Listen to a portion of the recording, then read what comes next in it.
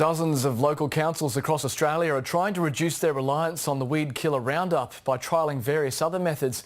The herbicide is again in the spotlight after a US court ordered chemical company Monsanto to pay hundreds of millions of dollars to a man who'd used the herbicide for years and is now dying of cancer. It takes substantially more time and costs a lot more than using Roundup.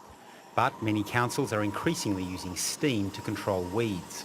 We're using the steam method of killing weeds around schools and hospitals and libraries and other places where we have a lot of through traffic by people, and it is proving to be very effective. The city of South Perth also uses the plant-based weed killer pelargonic acid as it minimises its use of Roundup.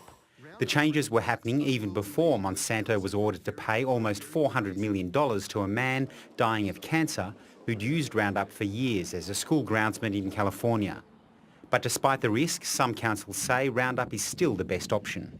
Glyphosate is the most effective means that we have for controlling weeds, but clearly it carries risks with it, and therefore our operators are formally trained and accredited for chemical handling.